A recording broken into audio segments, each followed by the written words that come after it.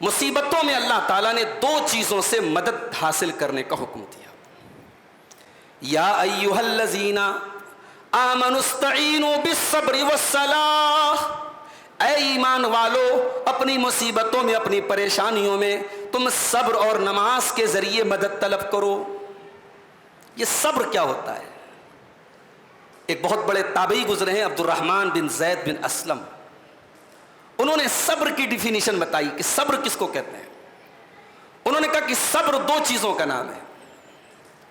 الصبر بما احب اللہ، جو چیزیں اللہ تعالیٰ کو پسند ہیں ان چیزوں کے اوپر انسان ڈٹا رہے، جمع رہے، اگرچہ انسان کے نفس کے اوپر وہ بھاری گزرے، انسان کے بدن کے لیے بھاری ہو، لیکن انسان اس چیز کی پابندی کرے. رات میں 12 بجے انسان سویا ہے، 2 بجے سویا ہے، فجر کی اذان ہو رہی ہے، الصلاۃ خیر من النوم، نماز نیند سے بہتر ہے. یہ آواز سن کر کے اپنے بستر کو چھوڑ دینا، اپنی نیند کو قربان کر دینا، اسی کا نام صبر ہے.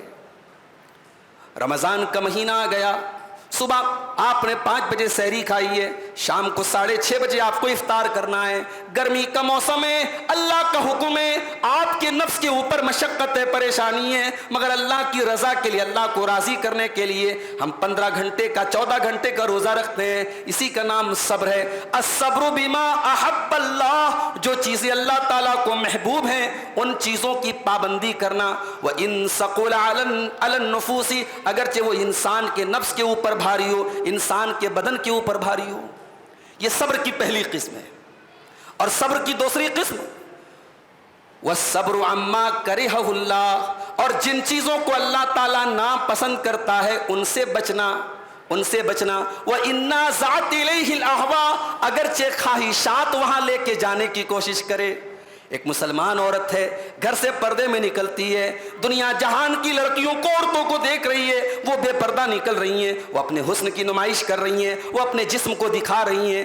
اس کی بھی خواہش ہوتی ہے، اس کا بھی دل مچلتا ہے میں بھی اپنی خوبصورتی کو نمایاں کروں، میں بھی اپنے حسن کو ظاہر کروں. مگر اللہ کا حکم ہے، وہ عورت پردہ کرتی ہے، وہ لڑکی پردہ کرتی ہے.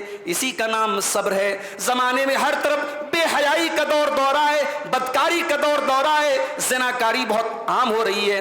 ایسے ماحول میں ایک نوجوان اپنے آپ کو بدکاری سے بچاتا ہے، اپنے دامن کو گندگی سے بچاتا ہے، اپنی خواہشات کو کچلتا ہے، اپنے نفس کو کچلتا ہے، اپنے نفس کو حرام کی طرف جانے نہیں دیتا ہے. اسی کا نام میرے پیارے بھائیو صبر ہے. اللہ فرماتا ہے یا ایھا الذین آمنوا استعینوا بالصبر والصلاۃ، اے ایمان والو صبر کے ذریعے اللہ کی مدد طلب کرو اور نماز کے ذریعے اللہ کی مدد طلب کرو. ان اللہ مع الصابرین، اللہ تعالیٰ صبر کرنے والوں کے ساتھ ہے. اچھا، صبر کرنے والوں کی ایک پہچان اور بتائیے. صبر کرنے والوں کی ایک پہچان یہ بھی ہے، جب ان کے اوپر کوئی مصیبت آتی ہے تو وہ ایک دعا پڑھتے ہیں.